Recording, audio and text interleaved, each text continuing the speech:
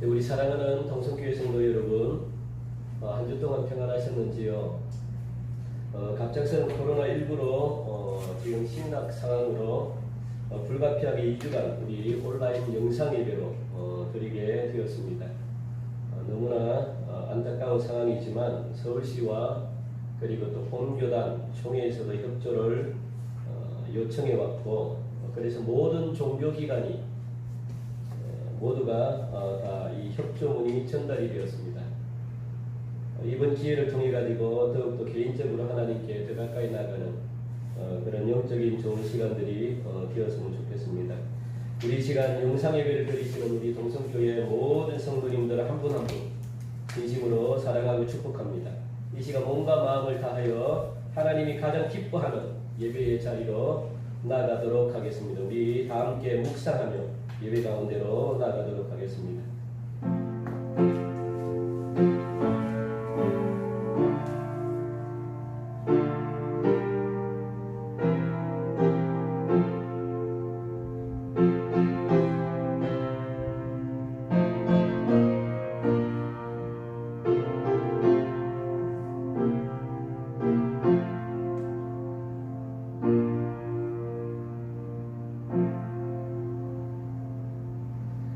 우리의 빛이요 구원이 되시는 하나님 아버지 감사합니다.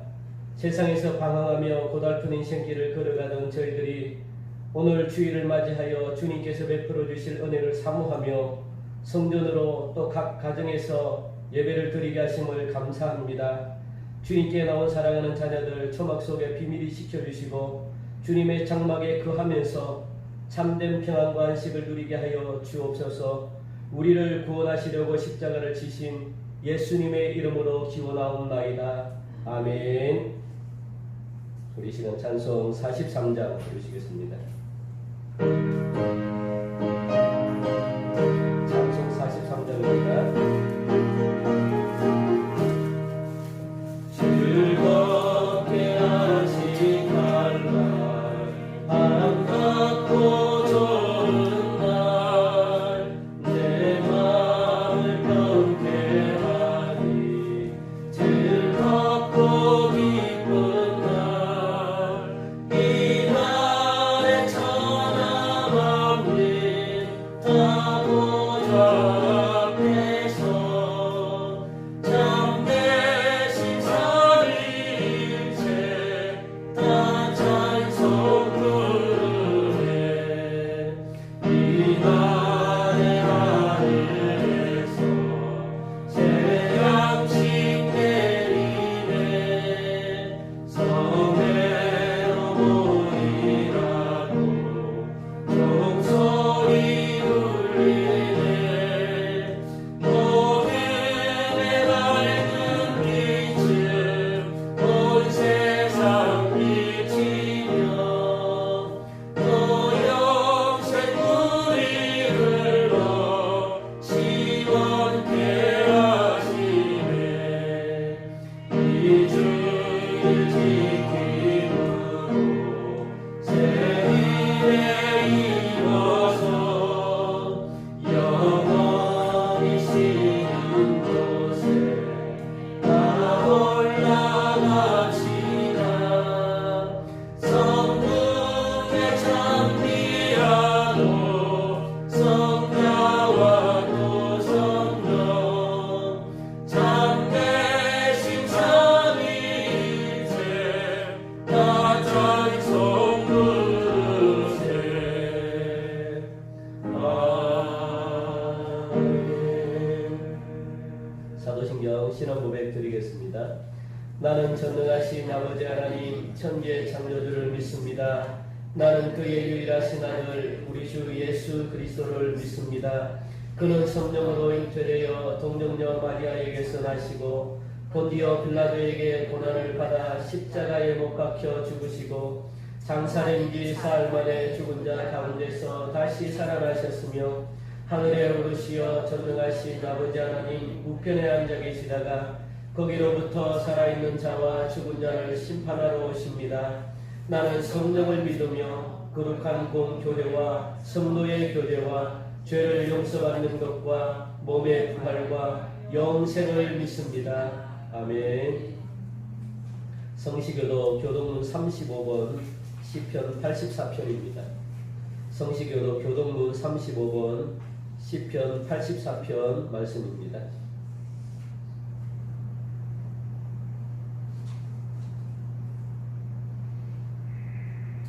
만군의 여호와여, 주의 장막이 어찌 그리 사랑스러운지요. 내 영혼이 여호와의 궁명을 사모하여 소유하나니 내 마음과 육체가 살아계시는 하나님께 부르짖나이다. 나의 왕 나의 하나님 만군의 여호와여, 주의 제단에서 참새도 제 집을 얻고 제비도 새끼들 보금자리를 얻었나이다. 주의 집에 사는 자들은 복이 있나니 그들이 항상 주를 찬송하리라. 주께 힘을 얻고 그 마음에 시온의 대로가 있는 자는 복이 있나이다.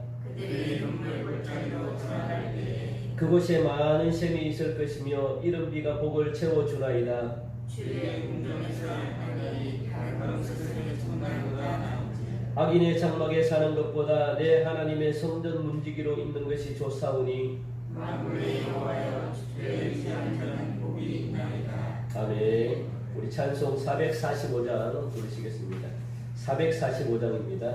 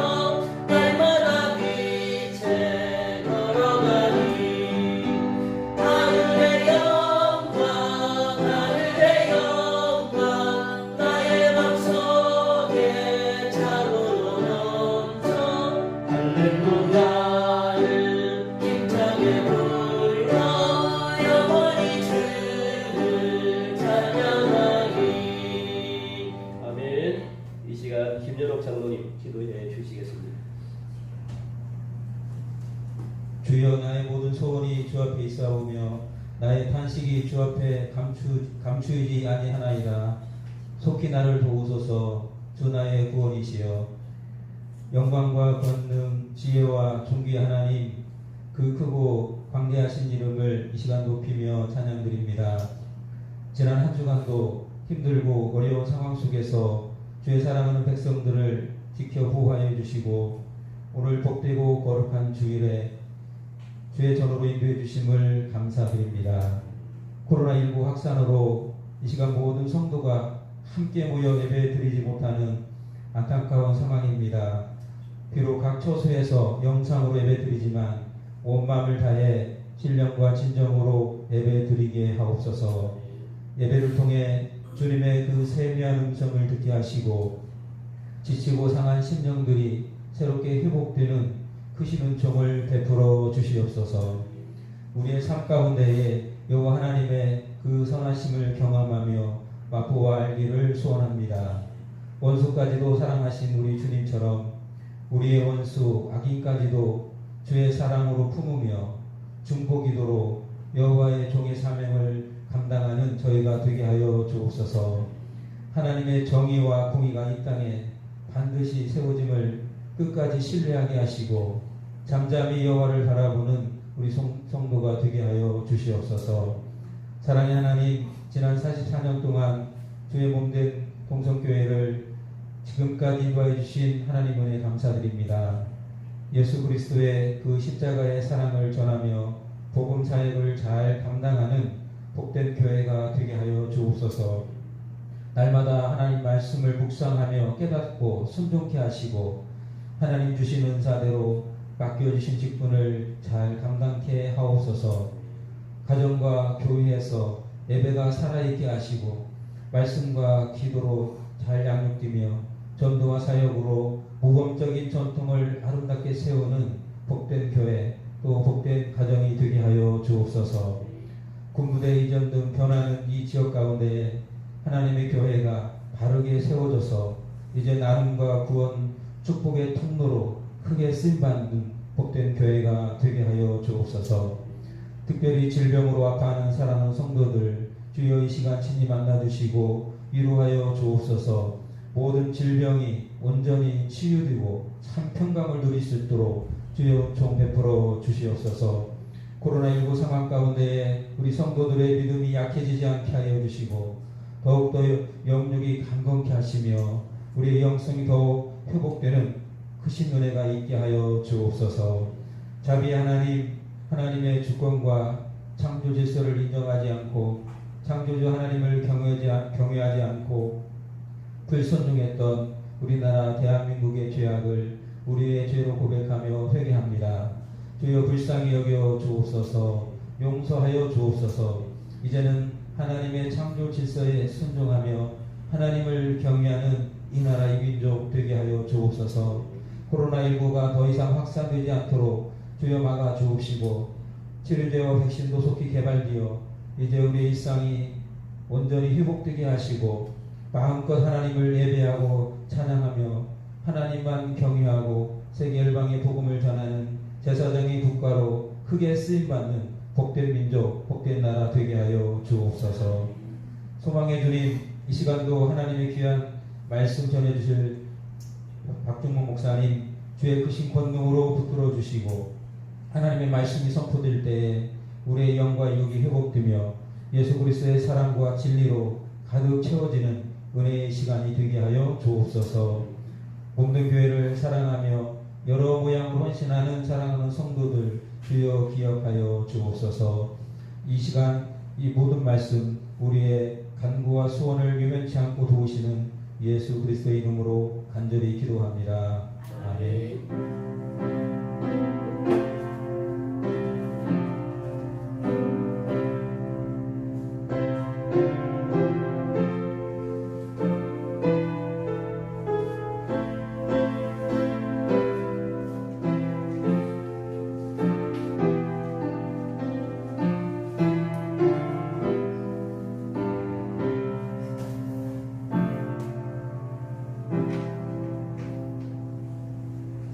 이 시간 우리에게 주시는 하나님의 말씀은 마가복음 8장 27절부터 38절까지 말씀입니다.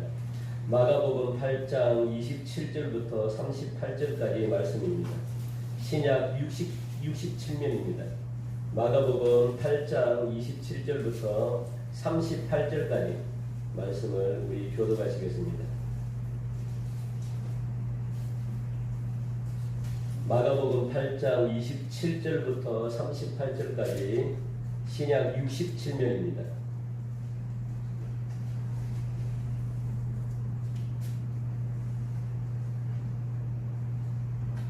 한 절씩 교독하시겠습니다. 예수와 제자들이 빌립보 가이사랴 여러 마을로 나가실새 길에서 제자들에게 물어 이르시되 사람들이 나를 누구라고 하느냐? 제자들이 여짜와이르되 세례 요한이라 하고 더러는 예비라 더러는 선지자 중에 하나이다. 또 물으시되 너희는 나를 누구라 하느냐? 베드로가 대답하여 이르되 주는 그리스도이시니이다 하매 이에 자기의 너에게도 말하지 말라 경고하시고 인자가 많은 고난을 받고 장로들과 대제사장들과 서기관들에게 버림받아 죽임을 당하고 사흘 만에 살아나야 할 것을 비로소 그들에게 가르치시되 드러내놓고 이 말씀을 하시니 베드로가 예수를 붙들고 언변하니 예수께서 돌이키사 제자들을 보시며 베드로를 꾸짖어 이르시되 사탄아 내 뒤로 물러가라. 네가 하나님의 일을 생각하지 아니하고 도리어 사람의 일을 생각하는도다 하시고 무리와 제자들을 불러 이르시되 누구든지 나를 따라오려거든 자기를 부인하고 자기 십자가를 지고 나를 따를 것이며 누구든지 자기 목숨을 구원하고자 하면 잃을 것이요 누구든지 나와 복음을 위하여 자기 목숨을 잃으면 구원하리라. 사람이 만일 오천하를 얻고도 자기 목숨을 잃으면 무엇이 유익하리요. 사람이 무엇을 주고 자기 목숨과 바꾸겠느냐. 누구든지 이 음란하고 죄많은 세대에서 나와 내 말을 부끄러워하면 진짜로 아버지의 영광으로 거룩한 천사들과 함께 오리에 그 사람을 부끄러워하리라. 아멘. 지난주 금요일부터 이달 30일까지 두 주간 우리 교회는 비대면 예배를 그렇게 드리게 됩니다. 중앙대책본부의 공식적인 입장이 있었기 때문에 모든 종교 활동에 대한 중단 협조를 부탁받았습니다. 저희 교회도 기꺼이 동참하는 의미에서 이번 주일 그리고 또 다음 주일 두 주 동안 동영상을 활용해서 유튜브에 시청할 수 있도록 그렇게 준비했습니다. 2주 동안 우리 사랑하는 동성교회의 모든 성도님들 가정에 놀라운 하나님의 은혜가 풍성하고 충만하기를 간절히 바랍니다. 우리 한번 이 시간 가족끼리 그리고 또 우리 쳐다보면서 한번 인사하도록 하겠습니다. 내가 더 많이 사랑하지 못한 것 미안해요. 내가 더 많이 사랑하지 못한 것 미안해요. 예, 인사하는 가정들이 있죠. 있습니다. 우리 다시 한번 더 인사합시다. 내가 더 많이 사랑하지 못한 것 미안해요. 내가 더 많이 사랑하여서 정말 미안합니다. 예, 감사합니다. 우리는 지금 코로나19로 온 세상이 어지럽고 불안하지만 우리가 성경을 가만히 읽어보면 성경에 수없이 많은 문제를 만난 사람들이 있었는데 문제의 해결은요 항상 문제를 해결하기 위해서 또 연구한다고 해가지고 문제는 해결되어지지 않는다는 것을 우리는 성경을 통해서 우리가 알 수 있습니다. 하나님께 예수 그리스도께 집중할 때 저절로 문제들이 해결되는 모습을 우리가 발견하죠. 예수님께 집중할 때 코로나뿐만 아니라 우리가 가지고 있는 수많은 문제들이 저절로 해결되는 그런 은총이 반드시 있을 줄 믿습니다. 그러니까 중요한 것은 예수님께 집중하는 거죠. 예수님께. 우리 하나님께 집중할 때 하나님께서 그 모든 문제를 다 담당해 주신다 그렇게 말씀합니다. 이를 위해서 우리가 다 같이 열심히 기도하시는 은혜가 있기를 간절히 바랍니다. 우리가 기도해야만 그때 하나님이 일하셔요. 기도하지 않으면 하나님이 일하지 않습니다. 하나님이 일하는 원칙은 하나님은 우리를 통해서 기도받기를 원하십니다. 기도를 하지 않으면 아무런 일을 하지 않으십니다. 그걸 여러분들이 반드시 기억하시기 바랍니다. 여러분 가정에 하나님의 역사가 임하기를 원하면 여러분 가정을 위해서 여러분들이 기도를 하셔야 돼요. 나라와 민족을 위해서 기도할 때 하나님이 나라와 민족을 위해서 일하십니다. 하나님은 지금 이 어려운 시절을 보내는 한국교회에 기도하기를 원하십니다. 뭐 다른 것 없습니다. 하나님께 기도하기를 원하는 거죠. 하나님. 그래서 잠잠히 기다리면서 기도가 필요합니다. 이런저런 말들보다 이런저런 행동보다 기도하면서 주님의 역사를 바라보시는 주님의 일하심을 바라보시는 그런 복된 성도님들이 되시기를 간절히 바랍니다. 저는 항상 목회를 할 때 그리고 제가 이 여러 교회를 이렇게 사역을 할 때 제가 섬겼던 성도님들에게 이것 하나만 기억해 달라고 제가 그렇게 늘 말씀을 드렸던 게 있습니다. 그게 뭐냐면 뭐 다른 것 가르칠 필요도 없죠.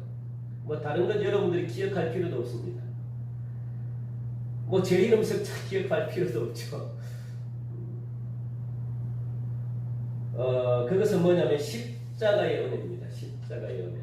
십자가를 기억하라는 거예요. 십자가를 모르면 십자가의 은혜를 모르면 우리가 구원을 받을 수가 없기 때문에 그렇습니다. 도대체 우리에게 십자가가 무엇이길래 이토록 십자가를 기억해야 되는가라고 여러분들이 물으신다면 십자가는 기독교의 모든 것입니다. 뭐 다른 게 설명 없습니다. 십자가는 모든 것이에요. 모든 것. 바울도 십자가의 도를 전했고 마틴 루터도 십자가를 전했습니다. 이 마틴 루터는요 이렇게 이야기를 했어요. 가톨릭은 영광의 신학이다라고 그렇게 이야기했습니다. 가톨릭은 영광의 신학이래요. 그런데 개신교는 십자가의 신학이다라고 그렇게 마틴 루터가 고백했습니다. 그러니까 가톨릭은 지금도 영광만 있기 때문에 예수님이 필요가 없는 거예요. 고난받는 예수님이 필요가 없다. 그게 가톨릭이에요. 개신교는 하나님이 인간이 되신 사건이 바로 고난이잖아요. 하나님이 인간으로 이 땅에 오신 자체, 성육신 자체가 은혜입니다. 그 자체가 그냥 고난이에요. 뭐 다른 게 필요가 없죠.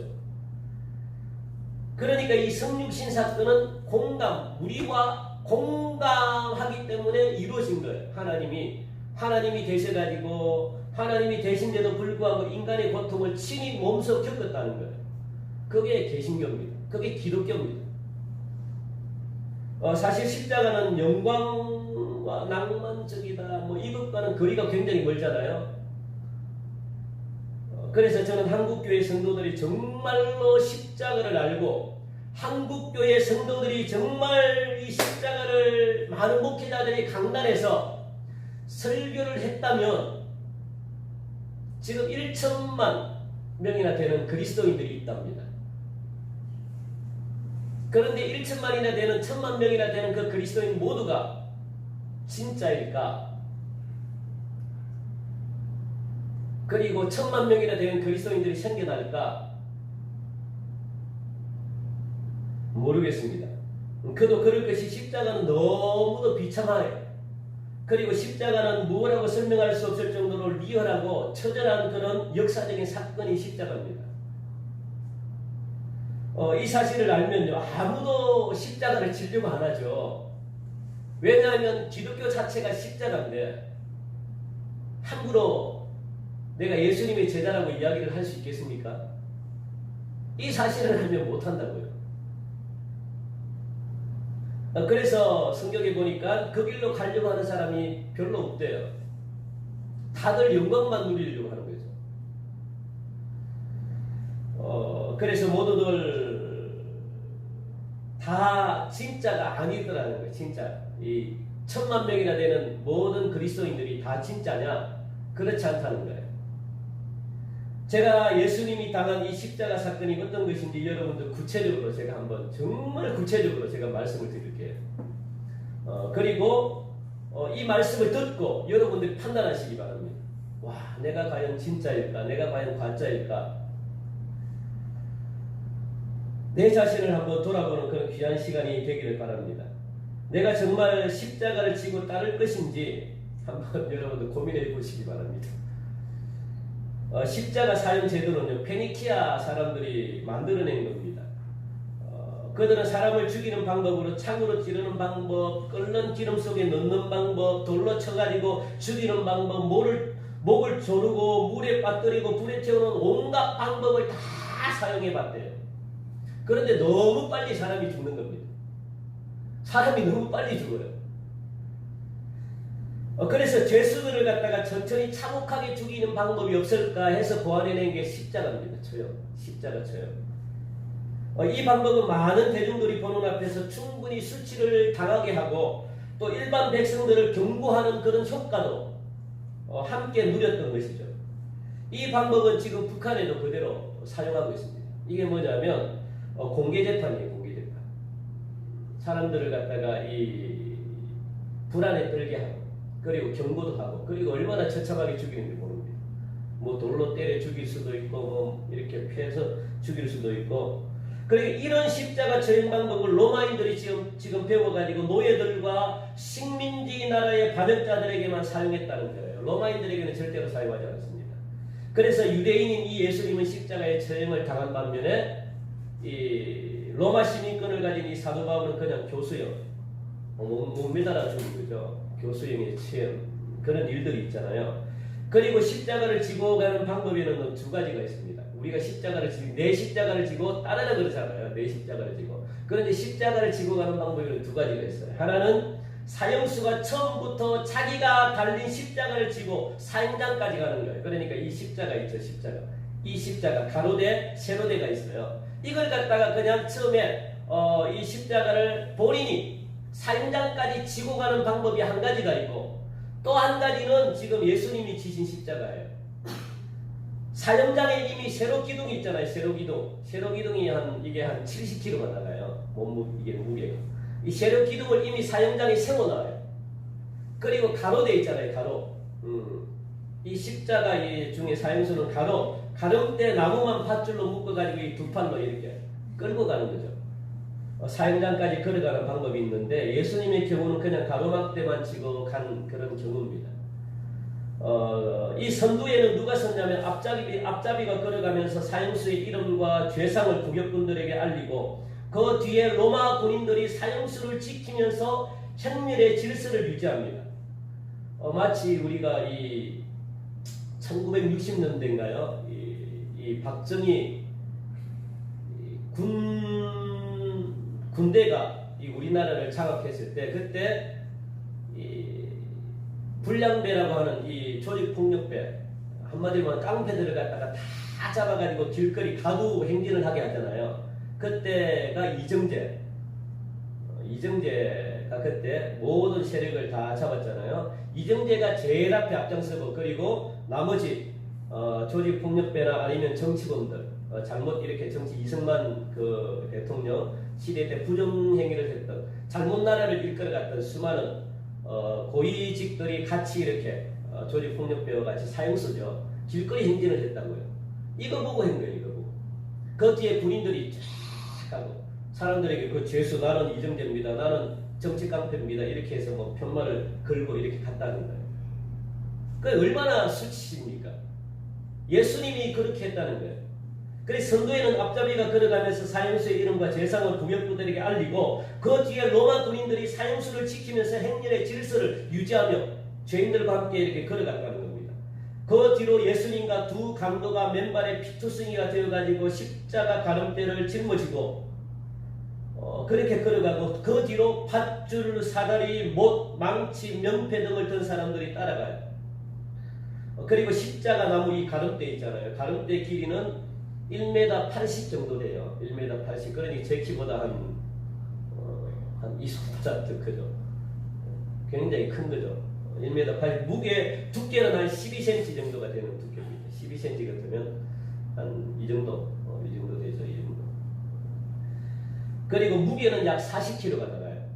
그 나무 하나가 40kg짜리 무게를 짊어지고, 예수님은 그 십자가 가름대를 지고 슬픔의 길이라고 하는 비아 돌로로사라는 꼬불꼬불한 언덕길이 있어요.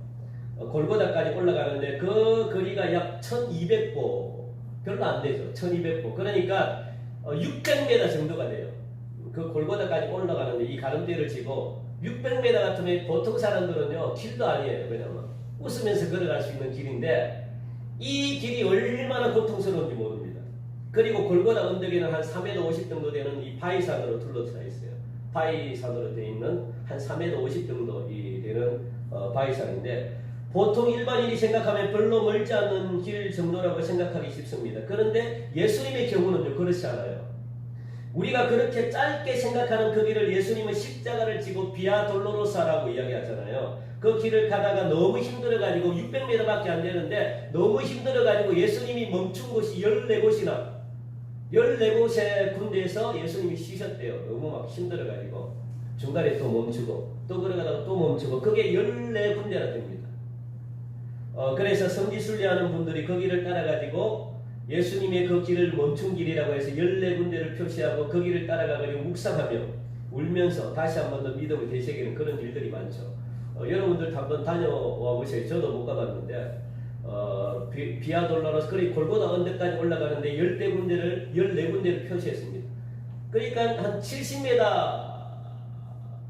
한 7, 80m 갈 때마다 쉬었고 갈 때마다 쉬었고 갈 때마다 쉬었고 그렇게 했다는 거예요. 너무 힘드셔가지고. 그런데 예수님은 십자가를 지기 전에 이미 로마 군인들에게 너무 많이 맞아가지고 초죽음이 될 정도로 그렇게 태형을 당했습니다. 여러분들 이 태형이라는 것은요 굉장히 무시무시해요. 태형. 이 태형이 뭐냐면 어떤 형벌이 40대를 맞으면 사람이 죽어요. 그런데 40대에 하나를 감안 39대를 때리는 게 태형입니다. 그래 죽기 직전까지 때리는 거예요. 그런데 사도 바울은 이 태형을 5번이나 당했대요. 유대인들에게. 대단한 사람입니다. 그냥 맞는 게 아닙니다. 예수님을 태형하는 이 로마 군인의 손에 든 이 채찍에는요 가죽권 사이가 있죠. 가죽이잖아요. 그 가죽권 사이에 납덩어리가 붙어 있어요. 납이 붙어 있어. 중간중간에 납이 붙어 있어 가지고 박혀놓고, 그리고 채찍 끝에는 뾰족한 뼈가 있어요. 뼈. 그러니까 한번 이렇게 채찍을 내리치면 납이 있고, 그리고 마지막에는 뼈가 있어 가지고, 그게 사람 몸에 채찍을 내리치면요 이렇게 휙 해가 때리잖아요. 그거 때리는 사람이 있어요. 그 연습을 얼마나 많이 했는지 정확하게 그냥 막 멀리서 긴 채찍으로 때리면 그대로 막 그게 사람 몸에 박힙니다. 그리고 때리고 뜯는 순간에 이 납덩어리 때문에 이게 살점이 다 찍혀져 나와요. 그리고 그 뼈가 있기 때문에 온갖 갈기갈기 살점이 찢어집니다. 그걸 39대 맞았어요. 그러니까 39대 맞는 동안에 죄수들은 기절하는 사람이 너무 많고, 그리고 막 발악하는 사람들이 많고, 심지어는 죽는 사람들이 많습니다. 그만큼 힘들어요. 그걸 예수님이 이미 맞았다는 거예요. 그리고 군인들이 때리다가 지치면은 다시 또 건장한 군인을 교체해요. 그러다 보니까 힘이 똑같아요. 들어가는 힘이. 그래서 이렇게 무서운 태형을 당하고 나면 등과 허리와 어깨와 허벅지가 이 혀로 찢어지듯이 그냥 전신이 벌집처럼 그냥 상처가 나요. 그래서 예전에 굉장히 만든 영화 중에 하나가 있잖아요. 무슨 영화죠? 패션 크라이스트인가? 그 영화 보면 실제적으로 그렇게 굉장히 잔인하게 만들었잖아요. 그게 실제적이에요. 피투성이가 다 찢겨져 나가고, 그것보다 더 심했다는 거예요. 때리면은 그냥 살이 다 찢겨져 나와요. 그래서 의식을 잃어버리는 사람들이 너무 많습니다. 죽기도 하고.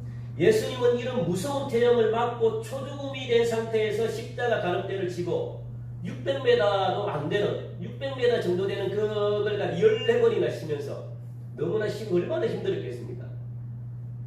그리고 며칠을 예수님이 굶은 상태예요.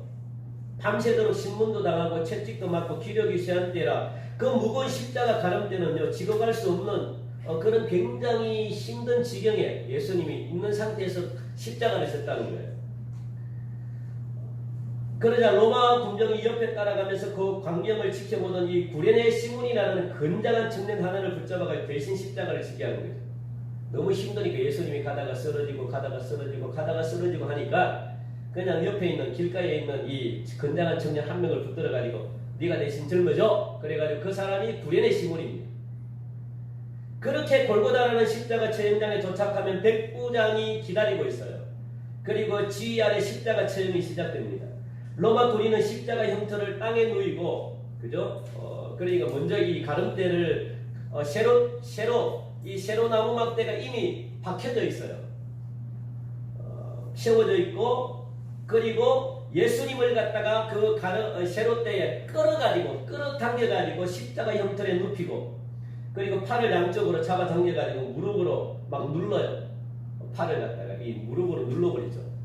눌러가지고 사형 집행이는 이 5인치 되는 이 못, 5인치 같으면 한 12.7cm 되는 못이에요. 한 이 정도만 하죠. 대못입니다. 대못. 못이 여러분들 잔잔한 못이에요. 그리고 못 두께가요. 한 3cm, 4cm 정도 되나요? 못 두께가 정말 한 이 정도만 해요. 저는 실제 못을 봤거든요.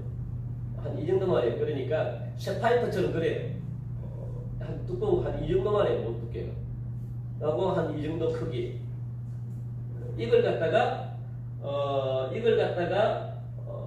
못 두 개를 갖다가 입에 물고 큰 쇠망치로 오는 손목을 갖다가 더듬어요. 여기 손목을 더듬고 뼈가 없는 부분을 잡아요. 뼈가 없는 부분을 눌러가지고 그곳에 큰 대못을 갖다가 망치로 내리칩니다. 나무 이 십자가에. 그래서 이때 죄수들은요, 막 손목에 못이 박히면서 피가 막 솟구치잖아요. 피가. 이때 죄수들은 그 충격으로 잠시 기절을 한다고 해요.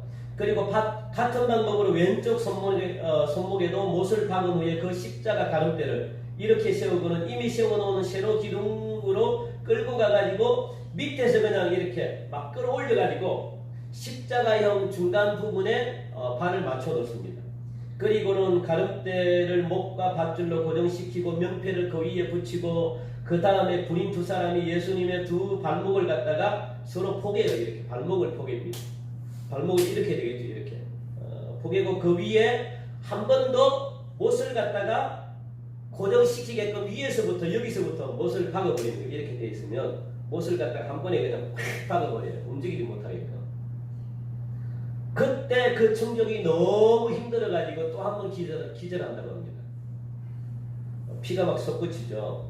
그리고 바위 위에 깊이 파놓인 그 구멍 안에 그 십자가 끝에 줄을 매달아가지고 바위에 파놓은 그 구덩으로 그 십자가를 갖다가 펑 던져버리면 또 이 양쪽에 박힌 이 못하고 발목에 박힌 못하고 이 십자가 바위 밑에 구덩으로 파놓은 그 십자가 밑에 십자가를 던져버리니까 그 충격 때문에 들컹해가지고 또 한 번 기절한다고요.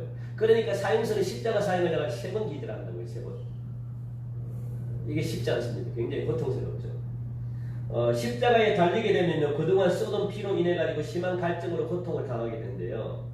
이때 긴 갈대 끝으로 포도주를 적셔 가지고 목을 축이도록 해주는 자선을 베푸는 풍습이 있다고 합니다. 그래서 예수님도 이렇게 기막대를 해가지고 막 축여가지고 막 썩은 물, 이 물 갖다가 막 이렇게 포도주 냄새 나는 그 물을 갖다가 예수님이 막 입에 적시니까 안 먹는다고 막 그런 풍습이 있대요.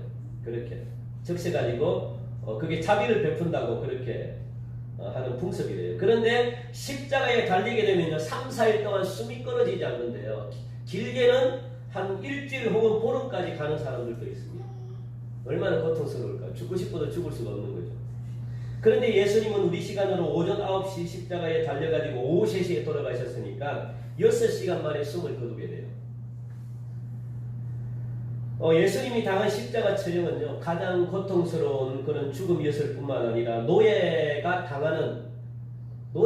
짊어져야 그리고 강도 또는 민중 선동자, 반역자들입니다. 이 당하는 가장 모욕적이고 수치스러운 죽음을 갖다가 예수님이 당했다는 거예요. 이런 십자가 장면은요, 갈릴리 시방에서 흔히 볼 수 있는 그런 광경이랍니다. 예수님은 바로 이 십자가 처형을 여러 차례 경험하면서 이것을 자신을 따르는 제자들에게 그리스도의 제자직, 이 제자가 되길 원하는 예수님의 이 수많은 추종자들에게 아주 장엄하게 비유로 그렇게 사용하고 있는 것을 볼 수 있습니다. 너 나의 제자가 되길 원하느냐? 그러면 네 십자가를 지고 나를 따르라. 그렇게 말씀하는 겁니다. 그게 쉽지 않다는 거예요. 내가 이렇게 십자가를 졌다. 너도 십자가를 질 수 있니? 그렇게 물어보는 거예요. 너희들이 그렇게 생각하는 십자가가 아니다. 나는 이렇게 죽을 각오를 하고 정말 이런 십자가를 졌는데 너는 질 수 있냐? 그래서 오늘 본문 말씀에 새겨져 있는 부분이 있죠. 35절 말씀 보니까 누구든지 자기 목숨을 구원하고자 하면 잃을 것이요 누구든지 나와 복음을 위하여 자기 목숨을 잃으면 구원하리라. 그렇게 말씀합니다. 그리고 34절 앞에 보니까 자기를 누구든지 나를 따라오려거든 자기를 부인하고 자기 십자가를 지고 나를 따르라. 그렇게 예수님이 대답하죠. 나를 따르길 원하느냐? 그럼 먼저 십자가를 지라는 거예요. 십자가를. 그래야만 나를 따를 수 있다라고 그렇게 말씀합니다. 성경은 우리에게 분명히 이렇게 가르칩니다. 우리가 예수 그리스도를 믿으면 구원을 얻고 하나님의 자녀가 된다라고 그렇게 말합니다. 이것이 기독교의 첫 단계입니다. 사실 맞잖아요. 우리가 예수 믿으면 하나님의 자녀가 되고 그리고 예수 믿을 때 그 순간은 너무나 기쁘잖아요. 그죠? 모두 환영해주고. 그게 기독교인의 첫 단계입니다. 그래 하나님의 자녀 속에 머물러 있을 때는요, 우리의 아버지 되시는 하나님 안에서 모든 것이 기쁘고 즐겁습니다. 그리고 평안합니다. 그야말로 축복과 행복 속에 그렇게 거하게 되는 거죠. 이때에는 하나님을 믿고 주님을 믿는 것이 이렇게 좋구나 그렇게 생각해요. 너무너무 좋다는 거예요. 그게 기독교인의 첫 단계입니다. 하나님의 자녀가 되는 첫 단계. 그 시간은 너무나 기쁜 거죠. 그 시간은 너무나 좋은 거죠. 그런데 그렇게만 머물러 있어서는 안 된다는 거예요. 왜냐하면 쉽게 변하기 때문에 그렇습니다. 어려움이 오면 쉽게 변해요. 그러니까 제발 어린아이처럼만 있지 말라. 어린아이는요 화내고 막 이러면 쉽게 돌았어요. 그걸 먹습니다. 그러니까 이 단계만 머물러서는 안 된다. 그 다음 단계가 무엇냐? 두 번째 단계가 주님의 제자가 되는 단계입니다. 주님께서 우리에게 요청하는 것은 하나님의 자녀 속에 머물지 말고 나를 따르라. 주님의 제자가 되라고 그렇게 요청하고 있거든요. 그런데 이 요구는 하나님의 자녀일 때 그 좋기만 했던 때와는요 180도 달라지는 단계입니다. 완전히 달라지죠. 그래서 불안이 있고 공포가 있고 그보다 더한 소름이 끼칠 정도 오싹한 길이 바로 십자가의 길입니다. 제가 이야기 굉장히 자세하게 설명했잖아요. 그 길을 누가 걸어가려고 하느냐, 누가? 여러분들은 걷겠습니까, 그 길을? 그러니까 5천만 명 중에 1,000만 명이 그리스도인이다. 그런데 모두가 예수님의 제자냐? 그겁니다. 그게 중요한 거죠. 우리 하나님은 그걸 묻고 있는 거예요. 모두가 제자냐? 그겁니다. 제자냐? 모두가 십자가를 따르는 제자냐? 자기 십자가를 지는 제자냐? 그겁니다. 오늘 우리 동석교회 모든 성도님들은 예수님의 제자가 되시길 바랍니다. 여러분 제자가 되셔야 돼요. 제자. 그냥 첫 단계에만 머물러 있어서는 안 됩니다.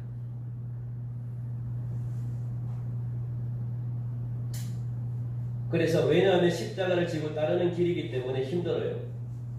앞에서 그토록 자세하게 십자가에 대해서 말씀드린 까닭도 십자가를 지는 일이 어떤 것인가 하는 것을 말씀드리기 위해서 그렇습니다.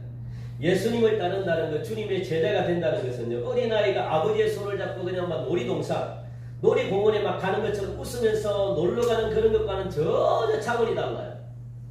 그래서 성경을 보면요, 그 길로 가는 사람이 적다라고 그렇게 말합니다. 그 길로 가는 사람이 적다. 오늘 본문은요, 여러분들 베드로의 신앙 고백이에요. 이 베드로의 신앙 고백이 얼마나 위대합니까? 이 똑같은 본문이 마태복음 16장에도 있습니다. 주는 그리스도시요 살아계신 하나님의 아들입니다. 이렇게 마태복음 16장을 고백하고 있습니다. 그래서 예수님이 칭찬해요. 자기가 이거는 네가 한 것이 아니고 성령님께서 그렇게 가르쳐 주신 거니까 너무너무 잘했다 그렇게 칭찬하십니다. 그런데 오늘 마가복음이 먼저 적혔거든요. 먼저 기록됐어요. 사복음 중에 가장 먼저 기록된 복음서가 마가복음입니다. 그런데 마가복음은요 예수님이 칭찬하는 장면이 없어요. 그런데 마태복음은 예수님이 칭찬해요. 이거는 알게 하신 것은 하나님 성령께서 알게 하셨다. 감사해라. 그렇게 시작하는데 마가복음은요 그렇지 않아요. 그러니까 중요한 것은 이 베드로가 한 신앙 고백은요 아무것도 모르고 한 거예요. 아무것도 못 모르고 한 겁니다. 그런데 때로는 여러분들 못 모르고 신앙생활 할 때가 좋아요. 그러니까 아무것도 모르고 할 때 알면은 가려고 하겠습니까, 여러분들? 예수 믿는 길이 이 길이구나. 예수님의 제자가 된다는 것이 이거구나.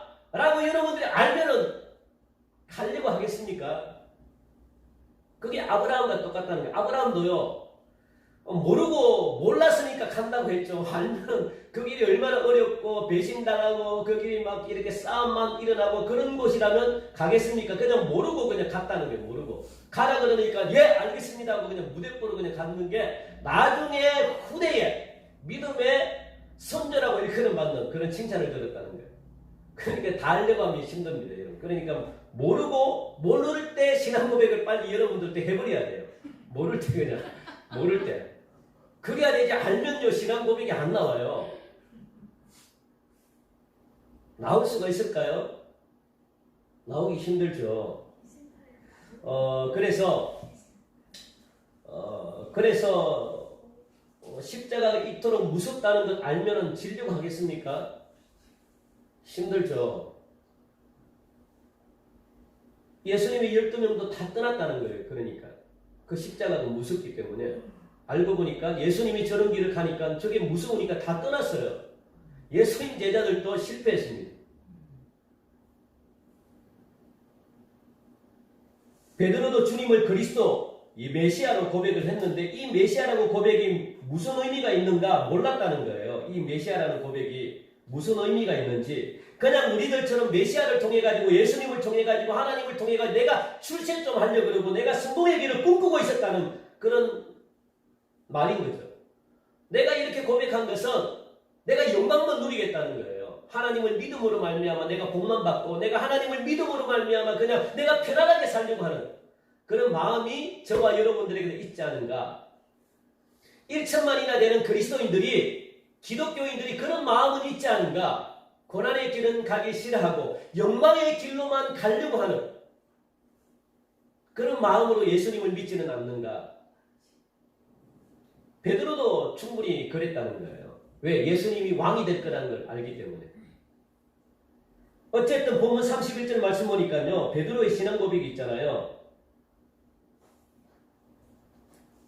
인자가 많은 고난을 베드로의 신앙 고백을 하고 난 다음에 예수님이 바로 무엇이라고 이야기했냐면 31절 보니까 인자가 많은 고난을 받고 장로들과 대제사장들과 서기관들에게 버림받아 죽임을 당한다. 그러니까 이 고난을 예고한 거예요. 예수님이.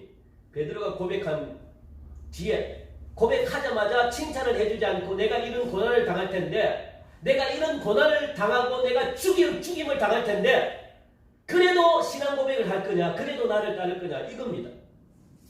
네 고백이 진짜냐? 이 사실을 네가 알고 있느냐? 내가 십자가를 진다는 사실을 네가 알고 있느냐? 알고 있는데도 이런 고백을 하느냐? 그겁니다.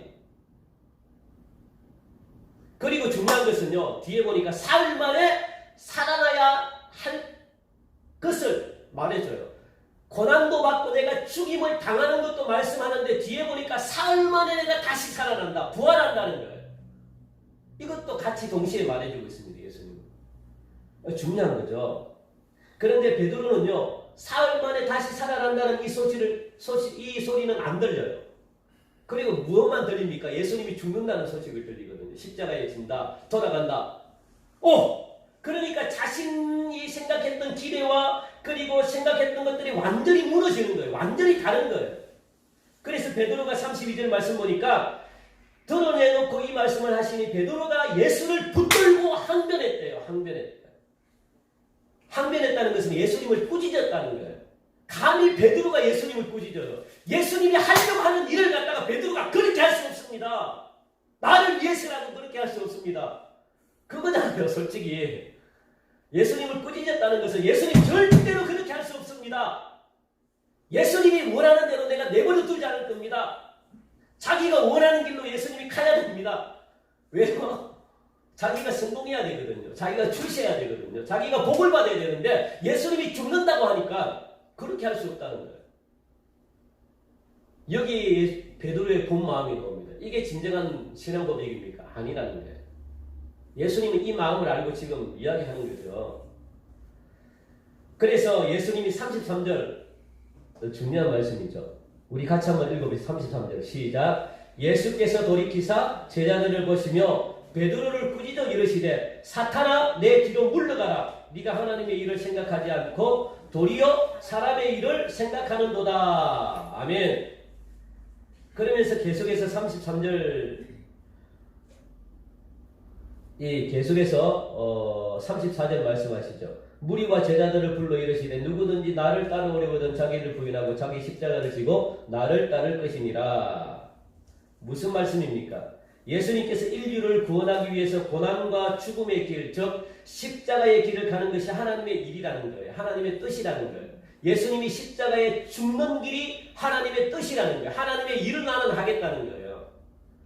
그와 반대로 예수님께서 고난과 죽음의 길을 피하고 영광스러운 왕이 되어가지고 제자들도 그 영광을 누리는 길은요. 사람의 일, 사람의 생각이라는 거예요. 사람의 일과 사람의 생각이 하나님의 일과 하나님의 뜻보다 앞서서는 안 된다고 그렇게 말씀합니다. 그것은 곧 사탄의 짓이라고 이야기하는 거예요. 그런 생각을 갖고 있는 베드로는요. 사탄의 짓에 동조하는 일로 그것이 앞서서는 안 되겠기 때문에 예수님이 사탄아! 내 뒤로 물러가라! 그렇게 말씀하는 거예요. 절대로 사람의 생각이 하나님의 생각보다 앞서서는 안 된다는 거예요. 사람의 일이 하나님의 일보다는 앞서서는 안 된다는 거예요. 그 일은 곧 사탄이 하는 일이라는 거예요. 그러니까 주님의 제자가 된다는 것은 사람의 일보다 하나님의 일을 앞세우는 것을 말하는 거죠. 주님의 제자는요, 사람의 일보다 하나님의 일을 앞세우는 거예요. 그것을 다르게 말하면 자기를 부인하는 일입니다. 십자가를 진다는 것은 자기 가족, 재산, 자기 목숨까지도 포기한다는 거예요. 사형수들이 지고 가는 그 참혹한 십자가를 지고 예수님을 따르겠다는 그런 비장한 각오를 한 사람이 주님의 제자가 될 수 있다는 거예요. 왜요? 왜 그럴까요? 자기를 부인하는 일이기 때문에. 그러니까 자기를 부인한다는 것은 자기 생각을 죽이는 일이기 때문에 자기 생각이 뭐예요? 영광, 기쁨, 그리고 권력, 재산, 부귀, 영화 이게 자기 일이잖아요. 이걸 갖다가 부인하겠다는 거예요. 이걸 갖다가 내가 바라보지 않겠다는 거예요. 그런 사람이 주님의 제자가 될 수 있다는 거예요. 36절 보니까 사람이 만일 온 천하를 얻고도 자기 목숨을 잃으면 무엇이 유익하리요? 그렇게 말씀합니다. 온 천하보다 더 소중한 것이 사람의 목숨이래요. 사람의 생명이 중요하다고 말합니다. 그런데 그 목숨보다 더 소중한 것이 있는데 그것이 무엇인가 하면요. 예수님과 복음이라고 35절은 말씀하고 있습니다. 예수님과 복음. 예수님과 복음이 중요하대요. 목숨보다 내 목숨보다 더 중요한 게 뭡니까? 예수님과 복음이 더 중요하대요. 복음이. 한마디로 말하면 주님의 제자가 된다는 것은요. 이 세상에 그 무엇보다 주님과 그의 복음이 가장 소중하기 때문에 그것을 위해서라면 모든 것을 포기할 수 있다는 거예요. 내 생명도 포기할 수 있다는 거예요. 무엇을 위해서? 예수님을 위해서, 복음을 위해서. 그 참혹한 십자가도 기꺼이 질 수 있다는 거예요. 자, 그렇다면요. 그 참혹한 십자가를 지고 따라야 하는 것이 주님의 제자가 되는 것이라고 하는데 그 소름 끼치는 그런 십자가를 지고 주님의 제자가 되겠습니다. 라고 낯설 사람이 있는가? 그겁니다. 우리 동석교회 모든 성도님들은 예! 제가 따르겠습니다. 라고 대답하는 은혜가 있기를 간절히 바랍니다. 예. 그래서 예수님의 제자가 되어야 돼요. 아무리 10,000명, 20,000명, 50,000명, 10,000,000명이 돼도 예수님의 제자가 되지 않으면요. 그거는 가짜입니다. 가짜. 그걸 기억하시기 바랍니다. 그래서 조금만 어려움만 와도 그 사람들은 흔들려 버려요. 변합니다. 요동합니다. 그것은 주님께서 사흘 만에 다시 살아나셨다는 부활신앙을 확신하는 자들만이 십자가를 질 수 있어요. 여러분들. 내가 주를 위해서 죽으면 산다는 부활신앙이 확고한 사람만이 십자가를 질 수 있다는 거예요. 예수님의 제자들도요. 주님께서 십자가에 죽으신 후에 사흘 만에 다시 살아나가지고 이 부활하신 예수님이 제자들에게 나타난 후에 제자들이 변화됐어요. 그걸 기억하시기 바랍니다. 그러니까 내가 여러분들의 생각으로는 십자가를 질 수가 없습니다. 그런데 어떤 사람이 십자가를 질 수 있느냐? 예수님의 부활을 믿는 사람들만이 십자가를 질 수 있어요. 그 사람들은요, 죽음을 초월해요. 아, 내가 죽으면 다시 살아날 수 있다는 이 확신이 내 마음속에 있다면요, 절대로 그 사람은 변치 않습니다. 예수님의 제자들은요, 예수님이 살아계실 때는 예수님의 제자가 아니었어요. 전부 다 예수님이 고난받는 모습을 보면서 나도 저렇게 되겠구나 라고 하면서 도망갔다는 거예요. 모두가. 예수님의 실제로 죽음 앞에 모두가 도망갔다는 거예요. 예수님의 제자가 아니죠. 그런데 언제 예수님의 제자가 되었느냐? 3일 만에 예수님이 부활하고 40일 동안 부활하신 모습을 가지고 예수님이 제자들 앞에 나타났어요. 그리고 예수님이 제자들이 예수님의 부활한 모습을 본 후에 예수님이 부활하셨구나. 예수님이 살아났구나. 나도 죽으면 부활하겠구나. 이게 나를 변화시킨 거예요. 그때부터 예수님을 위해, 복음을 위해 살았다는 거예요. 목숨을 바꾸고. 그 예수님은 그때부터 모두가 죽었어요. 숨겼어요. 죽음도 두려워하지 않았습니다. 그런 예수님의 제자가 된 거죠. 예수님으로 말미암아 내가 덕이나 보면서 출세나 보면서 성공을 바라는 막연한 그런 기대에 있다면요. 모두는 십자가를 질 수가 없어요. 그러면 그런 사람들은요, 죄송하지만 구원도 보장할 수가 없습니다. 결국에는 모든 제자들이 예수님의 고난 앞에 두려움에 떨면서 예수님을 버리고 도망가고 말았다는 거예요. 여러분들 여기서 깊이 생각해야 될 것은 십자가의 고난 없이는 부활의 영광과 기쁨과 감격을 맛볼 수 없다는 사실을 여러분들 반드시 기억하시기 바랍니다. 사랑하는 성도 여러분, 십자가의 능력은요, 멸망을 막아내고 그곳에 구원을 이루게 하십니다.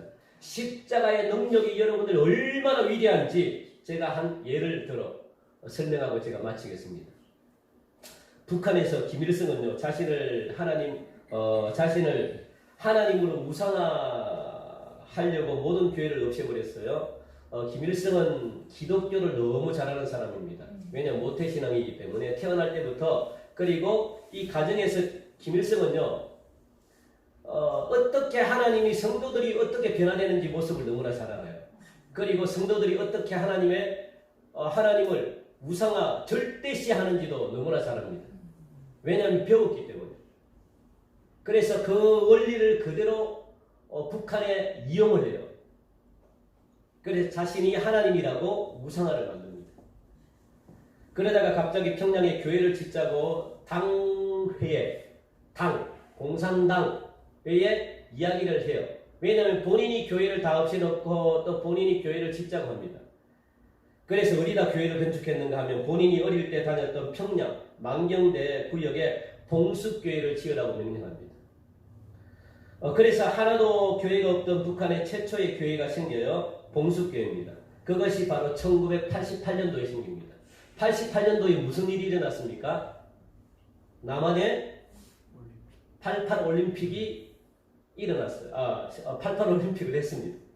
80년대 전까지는 북한과 남한이 거의 비슷했어요. 경제가. 그리고 80년 초반에 들어서면서 서서히 조금씩 남한이 조금씩 우리나라가 조금씩 앞서갔어요. 그런데 88 올림픽 계기로 격차가 굉장히 벌어져요. 그런데 많은 사람들이 올림픽을 한번 하면 20년을 앞서간대요. 20년을. 그만큼 올림픽은요 절대적입니다. 그래서 올림픽을 하려고 해요. 사람들이, 나라들이. 그런데 김일성이 올림픽을 한다는 소리를 듣고 깜짝 놀랍니다. 이렇게 할 수 없다. 왜냐면 격차가 너무 벌어지니까 엄청난 큰 타격으로 오니까. 그래서 올림픽이 열리지 못하게끔 방해를 해야 되겠다라고 한 것이 첫 번째가 뭐냐면 어떻게 방해를 해요? 첫 번째 하면 칼기 폭발을 합니다. 칼기를 폭발시켜야 돼요. 그래서 하늘길을 막겠다는 거예요. 왜? 두려움을 주겠다는, 공포를 조성하게. 너희들이 한국에 오면 우리가 이렇게 만들어버리겠다 라고 엄포를 놓습니다. 그런데 이것이 역효과가 일어나요. 그 전에 올림픽은 어떤 올림픽이었냐면 반쪽 올림픽입니다. 공산국가가 올림픽을 하면 민주국가가 참석을 안 해요. 그래서 84년도에 LA 올림픽 할 때 소련이나 공산주의는 참석을 안 했어요. 반쪽입니다. 그리고 80년대 모스크바 올림픽을 했을 때도 마찬가지고 미국이나 이렇게 서유럽권에는 참석을 안 했어요. 그런데 이 김일성이 이 올림픽을 막겠다고 칼기를 폭발한 이후에 전 세계가 분노했습니다. 이럴 수가 있나? 도저히 이럴 수는 없다. 라고 하면서 공산주의 소련까지도 다 참석을 했어요. 올림픽에. 굉장한 거죠. 그래서 그때 88년 올림픽이 최초로 전 세계가 하나 되는 그런 올림픽이 됐습니다.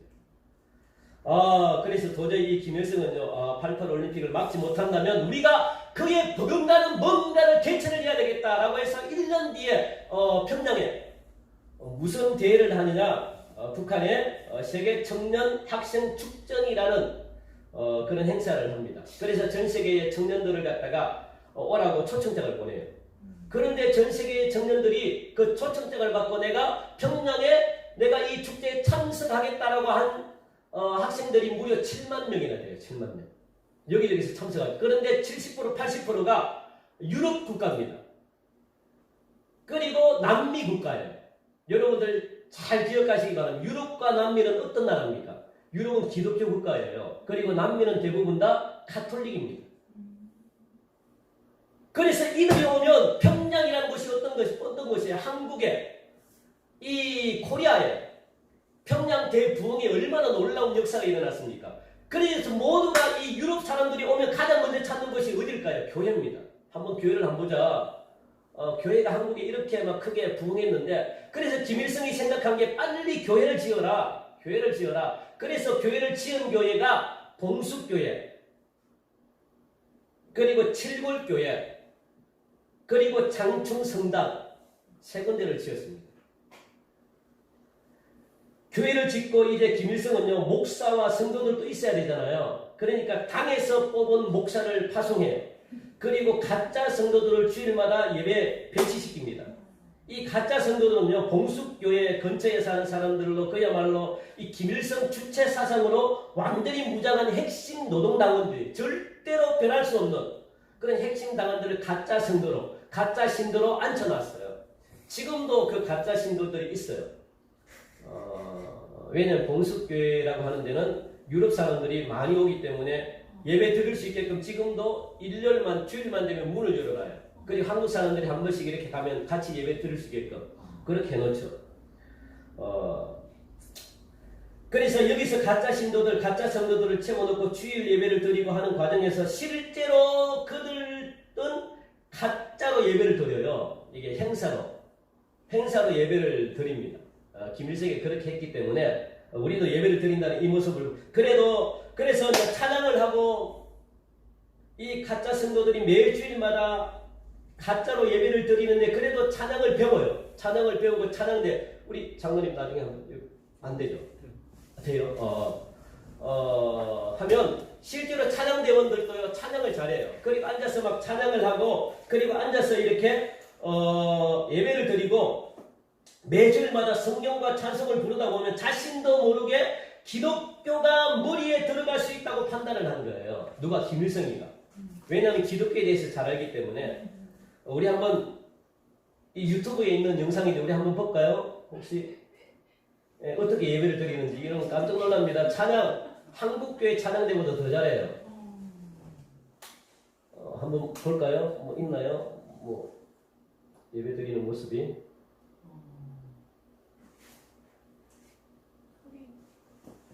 봉숙교회죠. 이 최초의 교회입니다.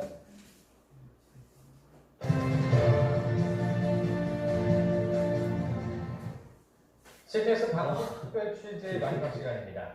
서울 광화문 제가 어떤 걸 들으라고 이야기 안 했고 그냥 봉숙교회만 들으라고 제가 이야기를 했기 때문에 차로 대략 2시간 반 정도면 갈 수 있는 멀지 않은 거리인데요. 하지만 우리 크리스천 찬양하는 데 없나요? 양경대구역 보통강변에 위치한 봉수교회. 예배드리는 봉수교회는 조선 그리스도교연맹 후속으로서 1900파업과 북한 주재 외교관, 국제기구 직원 등이 예배를 드리러 옵니다. 특별하게 저희들이 많이 같이 모여서 이제 평화를 위해서 이 땅의 평화를 서로 살펴보고 서로 가운을 입혀주며 복장을 점검합니다. 또한 반주에 맞춰 연습을 해보며 틀린 부분은 없는지 체크해봅니다. 1층 초입에는 주일 예배를 드리러 오는 성도들을 받는 데스크가 있으며 복도 안쪽으로는 사무실과 화장실 등이 있습니다. 2층입니다. 2층에는 천여 개의 좌석을 갖춘 본당 예배실이 있습니다. 예배당 천정에는 낯익은 한국 기업의 에어컨이 설치되어 있어 여름에도 시원하게 예배를 드릴 수 있습니다. 찬양하는 게 없나요? 강대상에는 수리교자를 예배당 맨 뒤에서도 볼 수 있도록 대형 모니터가 중앙에 설치되어 있으며 모니터 양쪽으로는 대형 스피커가 달려 있습니다. 3층에는 200수 규모의 좌석이 있지만 2층 예배당만으로도 성도 수용은 충분해 보입니다. 3층 방송실에는 예배를 준비할 수 있는 카메라 컨트롤러 폰처럼 찬양하는 모습이 있는데 제가 이제 말씀을 못 드렸어요. 못 드렸고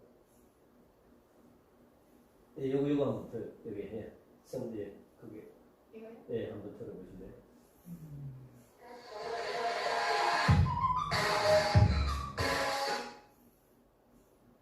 쭉 한번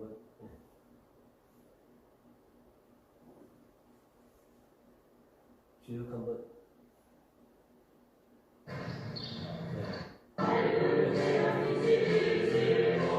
찬양 인도 예배 전에 찬양 인도하는 거.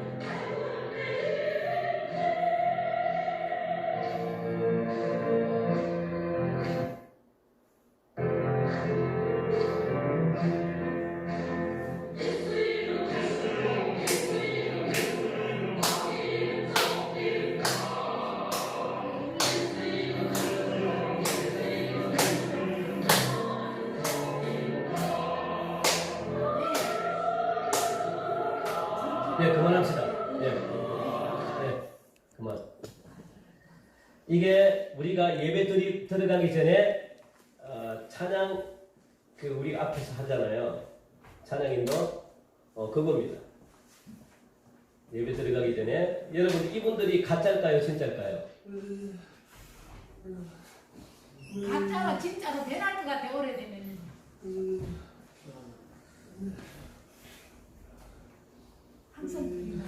그래서 김일성이가 이런 것이 대단히 궁금했다는 거예요.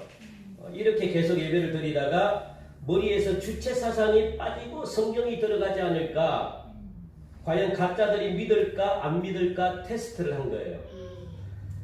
그동안에는 가짜 신도들이 오면 출석을 체크하게 했어요. 왜냐하면 이 당시 여성들은요, 절대로 교회에 오는 걸 가장 혐오하게 생각해요. 교회에 오는 걸 너무너무 싫어합니다. 그래서 자발적으로는 절대로 교회 오지 않아요. 왜냐하면 교회 오는 자체를 너무 싫어하기 때문에. 그래서 아무도 교회를 오지 않아요. 그런데 출석을 체크를 해요. 출석을 체크하면 출석을 보고 안 오면 데리러 가요. 그래서 할 수 없이 오는 거예요. 자리를 메꾸는 거예요. 그동안은 그렇게 했는데 강제적으로 운영을 했다는 거예요. 그런데 한 몇 달이 지나고 나니까 출석부가 없어졌대요. 출석을 체크하지 않아도 자발적으로 다 나왔기 때문에 그래요. 이렇게 사람들이 변하는 것을 보고 당 목사가 그대로 이 사실을 김일성에게 보고합니다. 출석을 체크하지 않아도 자발적으로 왔다. 어떻게 왔냐? 당 목사가 물었더니 성도들에게, 신도들에게 하는 말이 뭐냐면 자기도 모르게 일요일 10시만 되면 발걸음이 교회당을 향하게 된대요. 출석 체크 안 해도. 왜요? 교회당에 나오면 일단은 재미있대요. 그냥 노래 부르는 게 재미있대요. 모여가지고 노래 부르고 막 하는 게 너무 재미있대. 그래서 우리가 노래방에 가잖아요. 노래방에 가면 노래 부르고, 모여서 노래 부르면 재밌거든요. 네. 그리고 한 30분, 40분 동안 당 목사는 성경을 읽어요. 설교하는 것처럼 우리 성경을 갖다가 읽어요. 30분, 40분 동안. 그런데 원래 사람들은요, 성경책에 관심이 없으면 성경을 설교를 하면 졸게 되어 있습니다. 그래서 조시는 분이나 아무래도 중간에 나가시는 분들은 성경에 관심이 없는 분들입니다. 그래서 이 가짜 신도들도 처음에는 졸았대요. 왜냐하면 관심이 없으니까 30분, 40분 동안 막 이렇게 성경을 읽어도 좋은데요. 그런데 어느 순간부터 30분 동안, 40분 동안 목사님이 성경책을 읽는데 그대로 성경을 갖다가 따라 읽는데요. 사람들이 자기도 모르게 졸지도 않고. 이걸 보고 당 목사가 이 사람들이 점점 성경에 빠져드는구나 라고 생각을 했대요. 그래서 김일성에게 이 사실을 보고합니다. 그런데 김일성은 이 이야기를 듣고 본인이 기독교 신자였기 때문에 이 말을 충분히 이해해요. 맞다. 그렇게 사람은 변할 수 있기 때문에 이제부터 신자 숫자를 갖다가 절대로 늘리지 말라. 왜냐하면 또 오면은 또 변하기 때문에. 그래서 이 사람들을 가지고 정착시켜라. 그리고 이 사람들을 가지고만 예배를 드려라. 그리고 이 사람들이 이렇게 변했다는 걸 절대로 남편에게도 이야기하지 말고 주위 사람들에게도 절대로 이야기하지 못하도록 그렇게 감시해라. 그렇게 김일성이가 명령을 했다고요. 절대로 발설하면 안 된다. 그러니까 가만히 있고 절대로. 그러니까 나중에 보면요, 숫자가 점점 줄어들어요. 왜냐하면 이제 숫자를 못 채우니까 말하지 말라 그렇게 명령을 한 거죠. 결국은 가짜 신도가 진짜 믿음이 생겨가지고 성도가 될 수 있다는 걸 갖다가 김일성이 한 거예요. 두 번째 김일성이가 궁금했던 것은 뭐냐면 북한에서는 종교를 말살했기 때문에 이전에 믿었던 기독교인들이 있을 거 아니에요. 이전에 가졌던 신앙을 가졌던 사람들이 기독교를 버리고 주체 사상을 받아들였는가? 이게 궁금했다는 거예요. 그래서 뭘 지시를 했냐면 국가보위부에게 바로 봉숙교회 주변에다가 망원경을 설치해가지고 아침 10시 주일 예배를 볼 때면 그 주위에 사람들이 빙빙 돌고 빙빙 이렇게 교회 주위를 갖다가 빙빙 도는 사람들이 있는가 감시를 하게 했습니다. 왜냐하면 교회 주변을 빙빙 도는 사람들은 신앙을 가진 사람들이거든요. 그런 사람들이 있을 것 같아요? 없을 것 같아요? 있었습니다. 교회는 못 들어가고 교회 들어가는 순간 교회에 들어가면 그들이 잡히니까 들어가지는 못하고 빙빙 돌다가 그냥 돌아가는 거예요. 그렇게 매주일 빙빙 돌고 돌아가는 자들을 붙들어가지고 신원을 하게 했더니 예전에 기독교인들이었다는 겁니다. 그래서 기독교 신자들은 한번 하나님이 마음에 들어오면 없어지지 않는구나. 그걸 김일성에게 보고를 하니까 김일성은 그것도 이해하는 거예요. 다른 하나 가장 중요한 것은 무엇이냐면요, 바로 십자가 문제였습니다. 봉숙교회를 지을 때 십자가 위치가 3번씩이나 변화돼요. 첫 번째 지을 때는 십자가 앞에 중앙에 딱 크게 새겨져 있어요. 그런데 두 번째는요, 양쪽에 작게 이렇게 두 개가 세워져 있어요. 그리고 세 번째 마지막 저 봉수교회는요, 이렇게 돼 있거든요. 요 중앙에 들어간 요 중앙에 십자가를 아주 작게 만들어놔요. 교회이기 때문에 십자가는 없앨 수는 없고 작게 만들어놔요. 왜냐하면 신자들의 눈에 십자가가 보일 때 마음에서 어떤 변화가 일어나는지 김일성은 알고 있기 때문에 그래요. 십자가가 보이는 곳에는요, 강력한 역사가 일어납니다. 십자가가 있는 나라마다 그 나라가 살아요. 저 십자가를 보고 이전 성도들이 모여들지 않을까라고 생각했는데 현실적으로 성도들이 모여들기 시작하는 거예요. 주변에 빙빙 돌기 시작하는 거죠. 사실 이 십자가가 북한 사회에 주는 영향력은 엄청났습니다. 십자가는 북한 체제를 흔드는데 절대적인 역할을 할 수 있었다는 거예요. 원래 김일성은요, 88년도에 북한에 교회를 10개 세우려고 했대요. 그런데 지금은요, 그 88년도 세운 그 3개, 교회 2개, 성당 하나, 그게 지금까지 오고 있어요. 절대로 교회를 세우지 않습니다. 왜냐하면 교회를 세우면 변화되기 때문에. 그걸 알기 때문에 절대로 교회를 세우지 않습니다. 그만큼 십자가는요, 공산주의도 무너뜨리는 강력한 힘이 있다는 것을 이미 김일성은 알고 있었습니다. 지금도 북한 당국은 알기 때문에 그렇게 이 기독교인들을 몰살하는 거예요. 살려둬서는 안 되죠. 자기보다 더 독하다고 생각해요. 그러니까 이 북한 사상 체계보다 더 독한 게 기독교인이라는 걸 알고 있습니다. 지독한 사람들이라는 걸 알고 있어요. 절대로 변하지 않는다는 것. 아무리 고문을 하고 아무리 불에 찍고 아무리 그냥 기름 끓는 그 가마솥에 잡아놓고 막 이렇게 해도 절대로 이 사람들은 변하지 않는다는 걸 알고 있기 때문에 그런 거예요. 무슨 사람들이죠? 지금 북한의 지하교회에서 십자가를 지는 성도들이 얼마나 많은지 아십니까?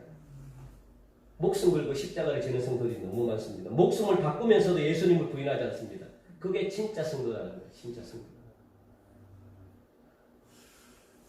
그들은 부활을 믿기 때문에 지옥 같은 북한에서 믿음을 잘 지키면 영원한 천국에서 보상을 받는다는 것을 알고 있기 때문에 예수님처럼 잔인하게 죽어도 감사하다는 거예요. 내 자녀가 내 앞에서 죽어가는 모습을 봐도 절대로 예수님을 떠나지 마! 그렇게 부모님들이 말합니다. 너 절대로 예수님을 부인하지 마. 너 이대로 죽어. 그렇게 실제로 그게 실제 영상에 나와 있어요. 보니까. 그렇게 이야기를 해요. 부모님들. 왜요? 십자가의 능력은요, 죽음을 초월해요. 왜? 부활을 믿기 때문에 그래요. 부활을 믿기 때문에 그렇습니다. 그게 여러분 예수님이 십자가를 지는 거예요.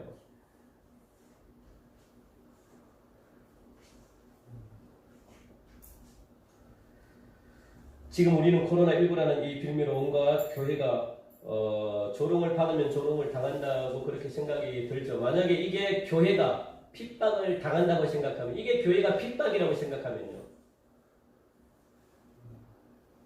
한 2달 정도 이렇게 교회 안 나오는 것은 뭐 괜찮아요. 그런데 이게 1년, 2년, 3년이 되면 어떻게 될까요? 저는 한 3번 정도, 3주 연속 제가 교회를 안 나간 적이 있어요. 어떻게 되는지 아십니까? 제가 신학교 다닐 때 교회 나오기 싫어요. 교회 나오기가 싫습니다. 신학생인 제가 2번을 빠지고 3번째는요, 아무런 가책이 없어요. 교회에 가기가 싫어요. 여러분들 사람의 심리는요, 그래요.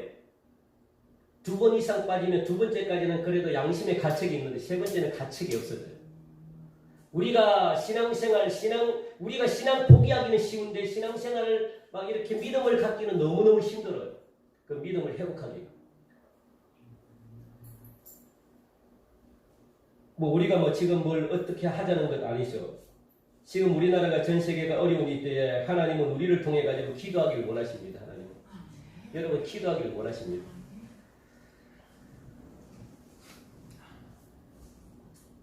기도원 300명의 군사가 아말렉을 향해 가지고 나갈 때 그들이 이제 항아리에 담은 횃불을 가지고 나갔습니다. 그래서 항아리와 횃불을 통해 가지고 300명의 군사를 통해 가지고 큰 승리를 하나님이 주셨어요. 이제 코로나로 인해 가지고 세상은 다시 시작이 될 거예요. 그래서 우리 동성교회에도 이 기도원 300명의 군사들이 지금 횃불을 준비하고 항아리를 준비하는 그런 교회로 우리가 나아갔으면 하는 거죠. 하나님은 우리 교회를 쓰길 원해요. 하나님은 우리 교회를 이 시대에 다시 쓰길 원한다고요. 하나님은 절대로 숫자를 가지고 어떻게 하고 하시는 분이 아닙니다. 하나님이 제일 싫어하는 것이 뭐냐면 숫자를 가지고 따지고 숫자를 계산하고 이런 걸 싫어하십니다. 하나님의 사람의 방법은 숫자를 가지고 이렇게 하지만 하나님은 숫자를 가지고 절대로 따지지 않아요. 이번에도 분명히 하나님께서 더 큰 앞날을, 더 큰 비전을 보여주실 것입니다. 우리가 앞날을 쳐다볼 수 있는 것은요, 그만큼 과거가 정리가 돼야 돼요. 과거가 정리가 된 만큼 앞날이 열려져요. 그러기 위해서는 우리의 지난 모든 과거와 그리고 또 영광과 죄악들을 다 여러분들 비우시고, 무질서한 것들을 다 비우시고, 우리의 정신상태도 다 비우시고, 항아리에 담긴 횃불이 되어가지고 여러분들의 미래가 깊어지는 그런 은혜가 있기를 간절히 바랍니다. 우리 한국교회도 다시 한번 횃불을 환하게 밝혀가지고 새롭게 도약하는 교회, 세상을 충만케 만드는 그런 귀한 교회로 거듭나는 새로운 출발점이 되기를 주님의 이름으로 간절히 축원드립니다. 우리 한번 따라합시다. 주여, 내가 여기 있습니다. 나를 보내소서. 아멘. 힘들고 어렵더라도 내 십자가 지고 뒤로 물러서지 마시고 묵묵히 달려갈 길을 다 함으로 말미암아 하나님께 칭찬 듣고 세상 사람들로 하여금 다시 한번 빛을 발하는 우리 동석교회가 되기를 주님 이름으로 간절히 축원드립니다. 기도드리겠습니다. 하나님 참 감사합니다. 귀한 말씀을 듣게 하시니 감사합니다. 하나님, 우리도 예수님의 십자가를 지고 주님을 따르는 귀한 예수님의 제자로 거듭나게 하여 주셔서 세상을 온전히 변화시키는 하나님의 역사가 나타나게 하여 주시옵소서. 감사하며 예수님 이름으로 기도합니다. 아멘. 우리 찬양하면서 공헌 드리겠습니다. 우리 찬송 151장입니다. 151장.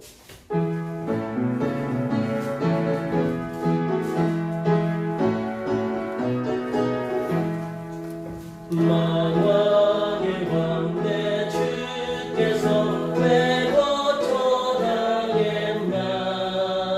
이 벌레 같은 날 위해 그 보혈을 렸네. 십자가 내가 처음 볼 때 나의 마음에 큰 고통 사라져.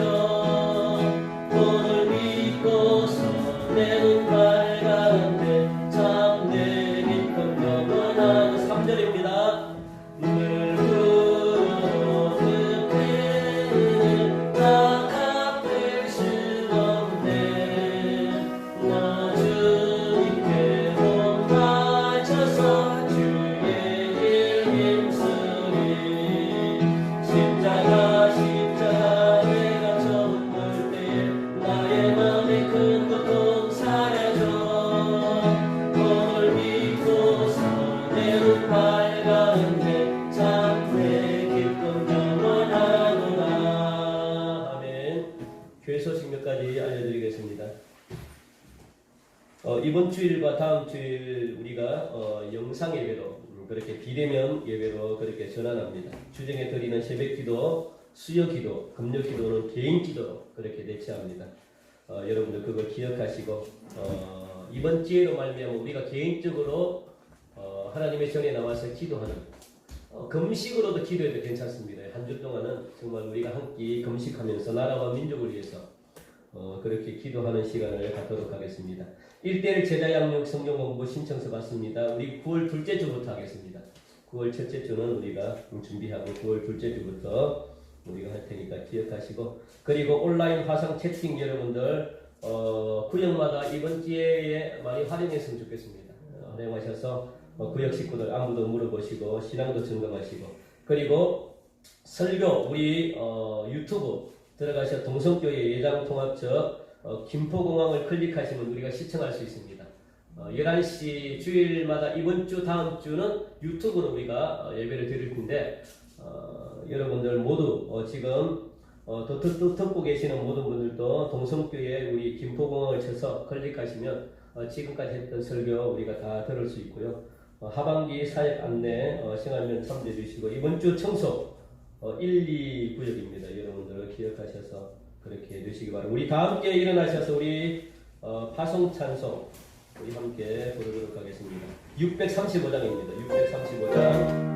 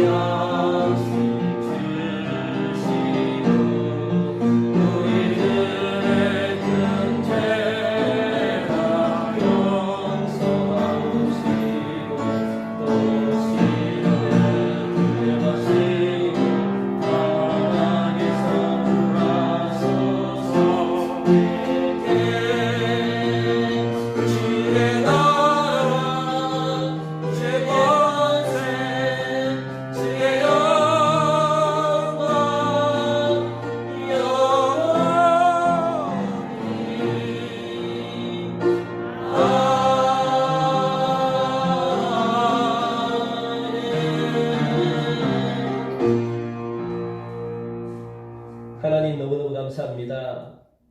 하나님께서 이 모양 저 모양으로 우리를 예배 자리로 인도하시니 너무나 감사합니다. 하나님 오늘부터 다음 주일까지 우리 사랑하는 성도들 함께 예배를 드릴 수는 없지만 이처럼 또 영상을 통해서 우리가 예배를 드릴 수 있는 은총 또한 주심을 너무나 감사합니다. 우리 예배드림이 기쁨이 되게 하시고 예배를 통해서 하나님을 더 만나는 은혜 있게 하여 주시고 또 예배를 들을 수 있는 하나님의 귀한 축복 주심으로 말미암아 오늘도 그냥 나오지 않고 또 사랑하는 성도들 귀한 예물을 가지고 하나님 앞에 정성껏 올려드렸습니다. 이 예물 하나님이 기쁘게 받아주시고 저 북한 땅의 복음을 듣지 못하고 아직도 굶주림으로 인하여 아파하는 수많은 영혼들 하나님 이 예물이 그곳에 복음을 전하는 일에 쓰임받게 하여 주시고 전 세계의 굶주린 영혼들 하나님 살리게 하여 주시고 아픈 영혼들 또 우리 귀한 예물로 통해서 하나님 그들을 살리게 하여 주시고 전 세계에 나가 있는 수많은 선교사들 우리 귀한 예물로 통해서 하나님 그들이 마음껏 선교하는 일에 작은 보탬이 되게 역사하여 주시옵소서. 하나님 이 시간 드리는 모든 손길 하나님께서 축복해 주시고 오병이의 놀라운 기적들이 날마다 나타나는 은혜를 경험하게 하여 주옵소서.